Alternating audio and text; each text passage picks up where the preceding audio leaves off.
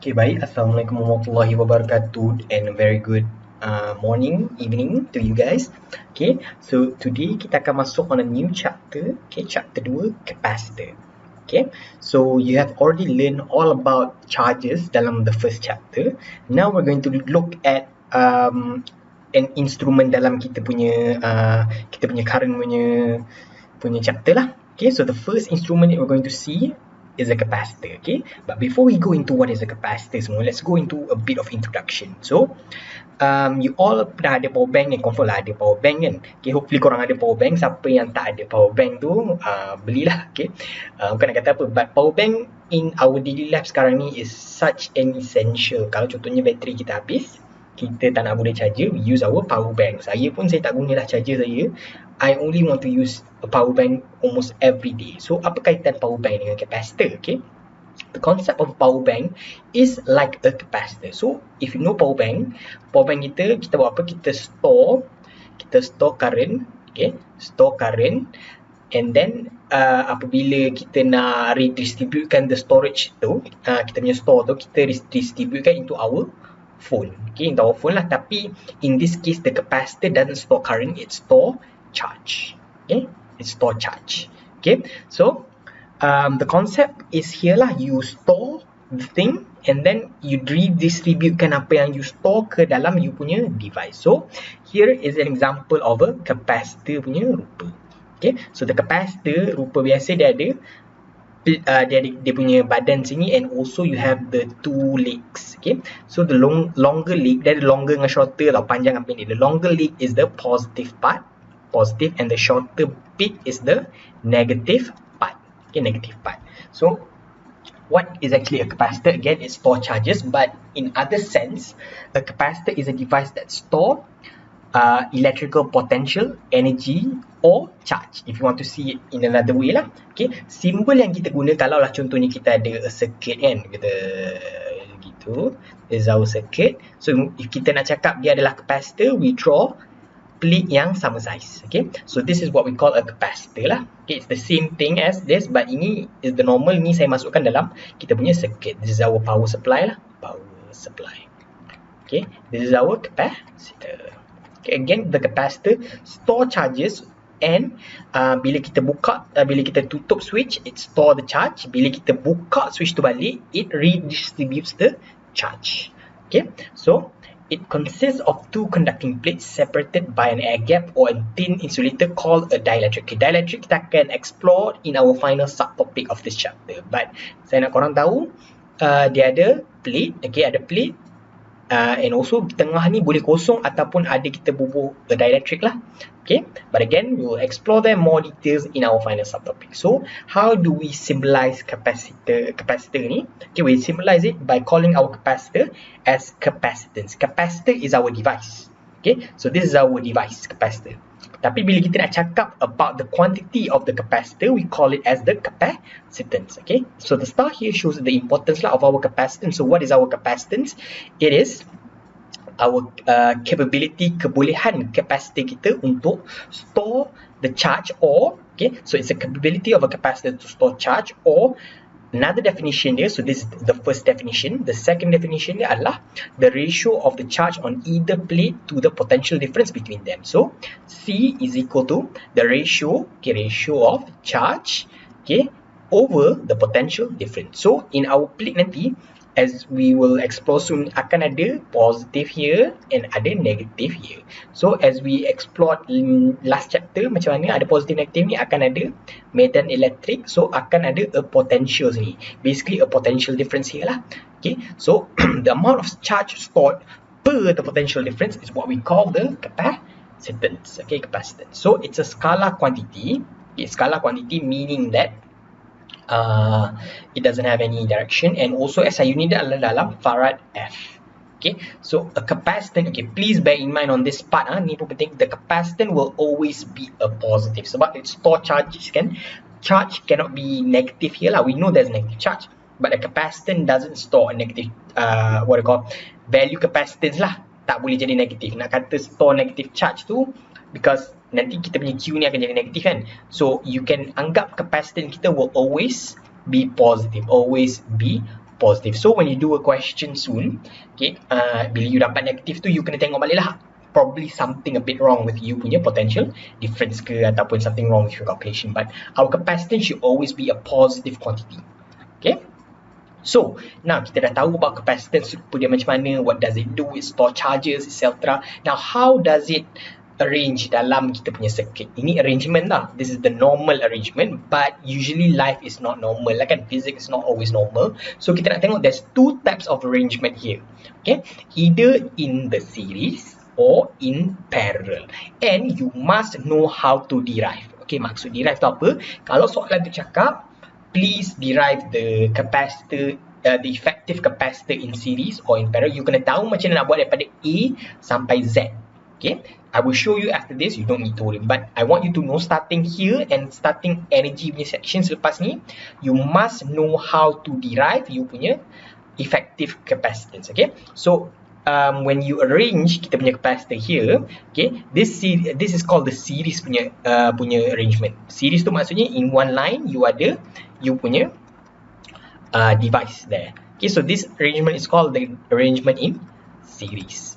Okay, so they arrange in one straight line lah here, one straight line. Okay, so you kena tahu nanti sini ada capacitance C1, C2 and C3. How do we get the effective C effective, which is a combination of all these three? Okay, so ada perbezaan kita punya effective resistance in series and in parallel, which I will show you after this. Okay, we'll go step by step. Okay, so as you can see, this is the arrangement for series punya capacitor. Okay, you have you punya volts, you have you punya capacitor C1, C2 and C3. Usually dia akan bagi 3 or more than one. As you can see from our top view here, okay, this is the arrangement kalau dia normal. Okay, biasa saja. But usually soalan akan bagi more than one capacitor. When it gives you more than one capacitor, you need to know the arrangement of the capacitor. Is it in series or in parallel? And how do you get the total capacitance, which we will call here C effective. So C effective ni is what we call the total capacitance, total combination of all our capacitor. Okay, so the arrangement of series is like this. Okay, semuanya korang dah belajar series and parallel waktu sekolah, but I just want you to know this is the arrangement of series. Bila you combine all of this together, you punya combination will look like this. Okay, so this is the combined effect. Okay, so let's see how do we get the effective capacitance dia sama dengan berapa. Okay, kenapa charge dia semua ni equal, kenapa semua ni tambah. Okay, so the charge on all the capacitor is the same. Okay, so when you have a battery here, a battery ni akan ada elektron yang bergerak. Okay, but I want you to know current yang bergerak, okay, current yang flowing through all of this capacitor should have the same amount of charge. Dia pergi sini, okay, same charge goes here, same charge goes here, same charge goes here, same charge goes here, dan kembali balik kepada kita punya negative terminal. Okay, the current goes from the positive part up until the negative section. Okay, so itu current. Okay, moving towards our capacitor lah. Okay, up until the positive part to the negative part. Then the current ni ada charge, so the charge should be the same. Okay, the charge on all of this should be the same lah. Just one line, tak ada pun another line ke apa. Bila dia ada another line nanti we will see in parallel, barulah charge tu berbeza. Okay, now potential difference ni should be different lah. Kenapa? So what is potential difference? It's work over charge kan, the work done in moving the charge. So bayangkan you nak bawa the electron here pergi capacitor satu, you kena guna tenaga here, you must use work, you must use energy here, energy you berkurang, then you pergi sini guna lagi energy, then you pergi sini guna lagi energy. So the potential here which is required to move the charge should be different lah. Dia lagi kurang tenaga, lagi kurang tenaga. So to get the total voltage balik, you must combine the potential between V1, V2 and V3 to get back our potential. Sebab dia melakukan kerja nak gerak to C1, C2, C3. It does work. Okay, so it does work. You punya potential pun ada difference lah. When you punya potential pun ada difference, the total of all this potential should makes you punya total volt. Okay, so now kita dah tahu charge kita sama, but and also kita tahu kita punya voltage berbeza. So how do we find C effective? Okay, so I'll go down here. Okay, so C effective nak tahu, to find the C effective, which is our total capacitance here, you must always start yang mana tak equal, So in this case, all of this is equal kan, so kita tak guna kita punya charge, kita start with kita punya voltage yang mana tak equal. Always start where QV not equal to Q or V not equal to each other. So in this case, ini equal kan, so kalau ni equal kita biarkan, ini tak equal kita start dengan ni. Okay, so maksud start kita mulakan dengan V equal to V1 plus V2 plus V3. Okay, we start with yang mana yang tak equal. Then we know Q is equal to CV. Okay, Q1 is equal to C1 V1.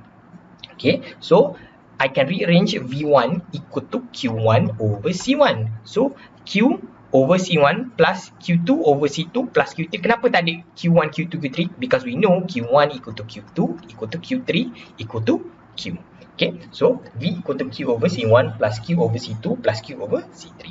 Then you can factorize out the Q. Bila you factorizekan out the Q luar, you boleh bawa, okay, ni factorizekan Q kat luar. Okay, so ini tinggal satu, you factorizekan Q luar and you bawa QU towards the V. So you ada V over Q sama dengan 1 over C1 plus 1 over C2 plus 1 over C3, and we know Q is equal to CV. So 1 over C equal to V over Q. Okay, so the effective capacitance here, okay, I can substitute V over Q equals to C. So 1 over C, we call the C effective lah, which is the combination of all our capacitor. Okay, so this is how you find 1 over C effective. So for series, okay, dia punya equation is 1 over C effective equal to 1 over C1 plus 1 over C2 plus 1 over C3. Okay, so it's combination of the capacitor lah here, C1, C2 and C3. Okay, so untuk series dia 1 over. Okay, you kena tahu macam mana nak startkan benda ni, how you derive it. Again, you kena tengok charge dengan potential, mana yang equal, mana yang tak equal. Start dengan mana yang tak equal. Bila you ada nampak yang tak equal tu, daripada situ you bombkan dia dengan kita punya equation Q sama dengan CV, cari dia punya C, and bila you dapat dia punya value of C effective, so this is the C effective for the series lah. I'm not sure if it's given inside you punya equation ke tak. Okay, sebab benda ni minta derive, so dia boleh bagi je you can derive the C effective for series. So this is the C effective for the series lah, which is the combination of all the capacitor. Now, what about for parallel? Okay, so parallel pula, I want you to know macam mana what you call pemasangan parallel. Pemasangan parallel tadi, pemasangan series you ada just one straight line kan, one straight circuit, one straight macam tu. Tapi in series tak. In series kita nak charge kita atau current kita to diverge. Okay, diverge. So bila dia diverge, you should know the charge here, charge 1, charge 2 dan charge 3 should be different lah. So if this is charge total, bila dia masuk what you call macam road sini, what you call simpang, it will divide itself into Q1, Q2 and Q3. Okay, so when it divides itself, confirm the charge is not equal. Okay, not necessarily equal lah, sebab sekarang ni dia tak melalui one path. Okay, one path, dia tak melalui one path macam kita buat dalam series. Dalam parallel ni dia must divide sebab dia ada jalan yang berbeza. So bila Q total kita, okay, Q total here bagi pada 3 jalan, it must divide itself into Q1, Q2, Q3. Okay, so bila dia divide into Q1, Q2, Q3, dia pergi kepada kita punya capacitor. Again, sekarang ni kita nak tengok pada volt. So the charge here akan mengambil tenaga yang sama to go here. Dia hanya pergi capacitor ni sekali je, sekali. Okay, so if you measure the potential from here up until here, kan, this potential here, the potential here should be the same as potential here and potential here and potential there. So the potential is the same because now our charge only goes through one device, and also the length here sama dengan length here. So the charge yang, if you nak bawa charge you from pergerakan from one place to another, here length sama dengan ni, sama dengan ni, so the potential should be the same. So in this case the potential is the same, the charge is different. So again, how do you derive the C effective? Start dulu dengan mana yang tak equal, which in this case is this one. Okay, this one here lah, tak equal. So start with our charge. Okay, so Q equal to Q1 plus Q2, Q3. Then apa? Q sama dengan CV. So dalam C efektif ni, kita nak cari C ni lah, C efektif ni. Again, C efektif ni is actually a combination ataupun penambahan combination of capacitor. Okay, so kita kena cari yang rupa dia hampir sama macam ni. Tapi bukanlah confirm tak sama sebab tadi kita pemasangan series ni pemasangan parallel. So Q sama dengan CV, so kita ada Q sama dengan C1 V1 untuk Q1 lah. Okay, so Q1 equal to C1 V1 plus Q2 sama dengan C2 V2 plus Q3 sama dengan C3 V3. Tapi kita tahu V1 equal to V2 equal to V3 equal to V. So semua kita punya V ni akan equal. So you bawa VU, you factorizekan up the V. Okay, ni equal C1 plus C2 plus C3. Ada V, you bawakan VU towards the other side. So Q over V equal to C1 plus C2 plus C3. Okay, so what is Q over V? So Q equal to CV. So Q over V sama dengan C, and C ni kita panggil sebagai C effective. Okay, C effective kita is a combination of all this capacitor. So for a parallel punya component, you tambah saja all the capacitor. For a series punya, you 1 over kan dia. So that's the main part yang saya nak korang tahu. Series korang 1 over kan C effective. Untuk parallel, you tambahkan saja to get the effective capacitor. Okay, hopefully it's a bit simple enough. Okay, so itu pun korang kena tahu how you derive it. Okay, so bila you tahu how to derive it, now let's go into what you call energy stored in a capacitor. Okay, ni pun korang kena tahu derive. So 3 benda in the first section you kena tahu nak derive. So inside our third section, okay, energy stored in capacitor. Okay, so energy stored in a capacitor, kita nak tengok betapa energy yang disimpan di dalam capacitor. Sebab tadi capacitor kita is charge per unit potential difference, but can also be defined as energy stored in a capacitor. Okay, so again, how do we derive it? Ini you must use integration tau. Area under the graph ni dah tak valid dah, sebab korang dah belajar integration sekarang ni. Okay, siapa yang tak belajar integration tu maksudnya korang memang tak pergi kelas kan. Sebab setahu saya, bila saya tanya lecturer math, memang dah masuk integration. So when you do integration punya method, you must use integration method for this section lah to get mark. So ini pun kena tahu nak derive. Okay, maksudnya benda ni formula bagi, tapi you kena tahu macam mana nak menciptakan formula tu. Okay, so to start off, kita kena consider kita ada battery here. Consider here, you tak payah lukis lah, ini I nak lukis for you guys to have more understanding lah. Okay, so consider a circuit with a switch on. So ni saya off kan, katakan saya on kan dia. Okay, saya on kan dia now. Bila on kan dia, apa terjadi? Okay, current will flow from positive terminal to the negative terminal. So now what is the amount of work done in bringing a small charge from the battery here? Okay, katakan ni battery kita, battery to the capacitor. So kita tahu work is W equal to V, basically macam ni ke, V equal to W over Q. So basically W equal to V Q. But tetapi, okay, kita tak tahu kita punya charge ni nak gerak dia, amount of work done dia berapa. How much work untuk gerak charge ni kita tak tahu. So we write that as dW. Okay, maksudnya a derivative of W. We don't know how much the work is done to gerakkan charge ni. So kita tak tulis sebagai W saja. Kita tuliskan ni sebagai dW equal to our potential difference V, sebab kita nak gerak from one point to another point. Itu kita tahu. Okay, potential difference dia. However, the amount of charge kita pun tak tahu. So we don't know the amount of charge here. Okay, sebab dia kata a small charge ni mungkin satu, but we know dalam our wire ada banyak what they call charge. So in essence, we don't only bring one charge, we bring what they call a sekelompok. Kita tak tahu the value sekelompok tu berapa. So dW equal to V dQ. Okay, bukan Q saja. So dW equal to V dQ. Okay, so that's our starting point. Okay, dW equal to V dQ. We don't know the value berapa banyak work, berapa banyak charge, but potential dia kita boleh calculate.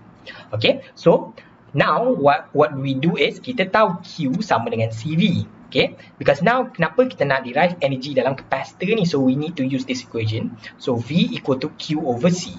So you boleh substitute kan kita punya value of V sama dengan Q over C ni into our dW sama dengan Q over C dQ.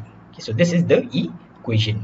Okay, from here sekarang ni kita tak tahu value of work, value of charge kita kan. Macam mana kita nak tahu?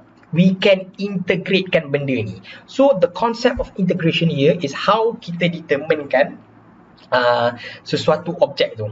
Okay, so kita start from work yang kosong up until a whole value of work. So we integrate it from 0 to W, dW equal to 1 over C. We factorize out the C. Q dQ ni from value of charge kita kosong up until value charge kita is a whole number. Okay, so sekarang ni kita nak determine. Tadi kita tak tahu ni berapa. So now we want to determine dia berapa. So from dW equal to Q over C dQ, I can factorize out the 1 over C Q dQ dW. Nak senang, bayangkan yang mana ada D, di situ you integratekan. So you integratekan dia daripada kosong, zero amount of work done to W, and you integratekan dia from 0 up until Q. Okay, so from here, bila you integratekan dW, berapa? You dapat dW, you just dapat W sama dengan 1 over C. Q ni jadi apa? You integratekan Q dQ. Q dQ, you akan dapat Q square over 2. Okay, so you dapat work equal to 1 over C, Q square over 2. Kalau tak nampak tulisan saya buruk sebab ada komen yang mengatakan saya punya tulisan buruk, you can see here lah. Okay, saya tengok tulisan saya pun tak apa. Okay, so work equal to 1 over C, Q square over 2. So you can rearrange back into work here is equal to 1 over 2 Q square over C. Okay, but soalan minta find the energy stored. Remember, energy is the ability to do work. So you can interchange use W sama dengan U. So W sama dengan U. So bila you dapat work, you also get dia punya energy. So U sama dengan half Q square over C. Okay, since Q sama dengan CV, this formula, this is the version pertama. You can also write it as version kedua or version yang ketiga. Okay, U sama dengan half CV square or half QV. Mana datangnya ni? Sebab kita tahu U sama dengan half Q square over C. So Q equal to CV. You masukkanlah ni ke dalam. So you akan dapat half CV square over C, half C square V square over C. You boleh potongkan here. Half CV square, iaitu inilah. Or kalau tak nak masukkan Q, you nak masukkan something, you nak masukkan C, you rearrange balik C sama dengan Q over V untuk dapatkan this equation. Okay, but it's just a simple rearrangement balik lah. Okay, so that's all for introduction kita towards kita punya chapter of capacitor. So hopefully korang tahu capacitor tu apa, our capacitance. Okay, quantity dia punya unit adalah dalam farad, and you know arrangement kita punya capacitor adalah dalam series and parallel. You need to know how to derive dia punya effective capacitance for capacitor in series, capacitor in parallel, and you also need to know how to derive energy stored in the capacitor. Again, first kita tak tahu the amount of work done, kita tak tahu also dia punya charge, amount of charge. So you need to know the amount of work. So bayangkan kita nak gerak what they call our work from one point to another. So it's from 0 up until W and from 0 up until Q untuk kita punya work and also kita punya charge. Okay, so here let's try to do a bit of a question. Okay, so question yang saya bagi sini confirm question yang senang. It's like an introduction question. Okay, for the question yang susah sikit tu, you yourself must try to do it. But if you tak tahu, tanya. Okay, jangan biarkan macam tak tahu, biarlah saya tak bincang, jangan macam tu. Okay, saya bincang ni as an introduction so that you ada tahu sikit idea how to do the bit more complex question, so that if you are stuck mana-mana, you tanyalah saya. Kalau tak, sendiri tak boleh buat. Okay, so pause for a bit to try to do this question. If so pause a bit lah. Okay, hopefully korang dah pause. So let's try to do question number 1 and question number 3. So question number 1 states that, okay, a capacitor stores 150 picocoulomb. So this is dia punya Q of charge when it's connected across a potential difference of 12 volts. So this is you punya V. So calculate the amount of charge to be removed from the same capacitor. Oh, so you kita nak cari the amount of charge to remove so that its potential difference can be reduced. So V can be reduced into 2/3 of its initial value. So V initial equal to V final. So kita nak sekarang ni cari the amount of charge. Kita nak cari Q kita sama dengan berapa. Okay, menggunakan capacitor yang sama, tapi kita punya volt sekarang ni adalah 2/3 kita punya volt initial. Okay, so the main thing for you to do now is to find the value of capacitance kita berapa. Ni same capacitor, so kita kena cari capacitor dia berapa. Okay, so Q equal to CV, so C equal to Q over V. Kita dah ada semua ni, so 150 times 10 to the power negative 12 divided by our volt, which is 12. Okay, so C sama dengan 150 divided by 12 is 1.25 times 10 to the power negative 11 farad. Okay, so that is our capacitor. Okay, then what do we have? Okay, bila kita dah ada capacitor kita, okay, now kita nak cari charge kita Q sama dengan berapa bila kita guna voltage sama dengan 2/3 of kita punya V initial, iaitu 12 lah. Okay, so menggunakan formula saya bawa ke belah sini anak muda. So Q sama dengan CV juga. So our charge kita nak cari sama dengan C kita, iaitu 1.25 times 10 to the power negative 11. Our volt here is 2/3. Okay, 2/3 of V initial kita adalah 12. Okay, so dia nak cari charge bila kita menggunakan capacitance kita sama dengan 2/3 lah. So from here you dapat charge U sama dengan 1 times 10 to the power of negative 10 coulomb. Okay, however ini kita cari charge bila dia 2/3, tapi what I call so that its potential difference can be reduced to 2/3 of its initial value ni sebenarnya. Okay, sekejap biar saya baca balik. So ini kita cari charge bila dia 2/3, tetapi initial value ni rasanya sebab dia nak reduce. Okay, kita dah cari value Q kita bila kita guna volt sama dengan 2/3. Sebenarnya soalan minta so that its potential difference can be reduced to 2/3 tu bermaksud kita nak cari charge tu, okay, charge initial kita bila dia tolak dengan charge yang kita cari sini, charge 2/3. Okay, so basically dia nak cari basically dia nak cari bila voltage is 1/3 lah. Okay, sorry, dia punya ayat sini pun is a bit confusing sebab dia kata sini so that its potential difference can be reduced to 2/3 of its initial value. Kalau initial value dia adalah full 1, so bila dia dah reduce 2/3, okay, so V bayangkan adalah full 1, so can be reduced to 2/3. So bila dia tolak 2/3, basically dia tinggal 1/3 lah. Sorry anak muda, bit panjang sikit kita punya solution ni je lah. Basically sebenarnya dia nak 1/3 je. Okay, so basically tapi tak apa, kita dah cari dah charge kita bila dia reduce to 2/3. So charge initial kita tadi adalah 150 times 10 to the power negative 12. Okay, 12 tolak dengan kita punya 2/3 tadi. So 1 times 10 to the power of 10, so that we can have our charge at 1/3 adalah 5 times 10 to the power of negative 11 coulombs. Okay, sorry about that. Ayat pun is a bit confusing. Ingat dia nak cari 2/3. So bukan nak cari 2/3 tau, so that it can be reduced 2/3. So sebenarnya dia nak cari sini 1/3 je. 1/3. Okay, which is the initial tolak dia punya 2/3 lah. Okay, so this is kita punya value. Okay, initial kita tolak kita punya Q 2/3 tu. Okay, so that's for question 1. Okay, so finally our question 3. By using 300 microfarad capacitor, show by calculation and a diagram how to arrange a capacitor to produce equivalent capacitance of 150 microfarad. So equivalent, okay, saya selama ni cakap efektif ke? Okay, sorry anak muda, dia nama dia efektif tapi dia tulis ni equivalent. Okay, so equivalent ni samalah kita punya C efektif. So sekarang ni dia nak cari C efektif sama dengan 150 microfarad. Dia bagi kita 3 kapasitor, C1 sama dengan 100 microfarad.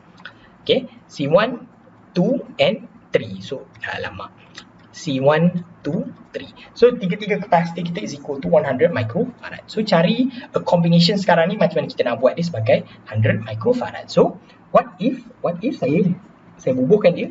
Okay, just parallel. Kita dah buat apa? Okay, so C1, C2, C3. So what if we arrange all of this in a parallel of C1, C2, C3? What kita akan dapat? Kita akan dapat C effective sama dengan 1 over C effective sama dengan 1 over C1 plus 1 over C2 plus 1 over C3, which is 1 over C effective kita akan dapat 1 over 100 tambah 1 over 100 plus 1 over 100, which is in this case is 3 over 100 lah kan. Okay, 3 over 100 lah. Okay, so 1 over 100 darab 3. Begitu skeptiknya saya. So, in this case, C effective kita adalah just 1 over all of this lah. Okay, so 1 divided by answer. So, ini kita akan dapat just 33.33 farad. Okay, oh microfarad, sorry, microfarad. So, ini tak mencapaikan kita punya 150. Okay, if kita arrange dia dalam parallel pun, okay, parallel which is probably macam ini, okay, macam ini. Okay, kalau kita arrange ni dalam parallel C1, C2, C3, maksudnya kita akan dapat 300 sebab parallel is just you add all of them together. So, kita tak mencapai pun capacitance kita yang 150. So, what you need to do is, it's a combination of both. Okay, tak apa, kita cuba dulu. Kita cuba one by one. What if kita ada arrangement macam ni? Sekali cuba ni boleh dapat. Okay. So, it's a combination of, let's say C1, C2, C3. So, ada part series, ada part parallel. Okay, so let's try to find the first part ni, series kan? Series. So, kita punya series adalah 1 over C12 sama dengan 1 over C1, okay, plus 1 over C2 for series. Okay, so kita punya 1 over C12 kita akan dapat 1 over 100 plus 1 over 100 which is equal to 2 over 100. So C12 adalah 2 over 100. 1 divided by kurang 2 over 100. So from here you boleh dapat kita punya effective capacitance for C12 adalah berapa? Adalah 50 microfarad. Okay, so here,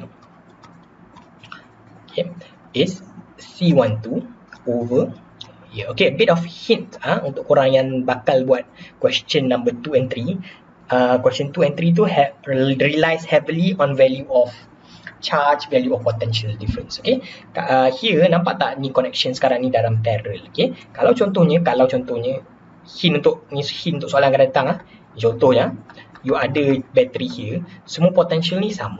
Kalau you ada battery dekat sini tadi, kita lupakan C3 contoh, sini pula dia punya charge yang sama. So for question number 2 and question number 4, okay, question number 2 and question number 4, you kena tengok balik you punya charge and also dia punya voltage. Okay, potential difference lah. Okay, never mind. Continue back here. Tadi kita pause kejap. Now kita ada arrangement dalam parallel. So kita tahu C3 100, C2 adalah 50. So C effective here is actually C12 plus C3. So it's actually 100 pula. 50 plus 100. Yay, kita dapat 150 microfarad. Settle. Okay. So here we can get the 150 microfarad there lah.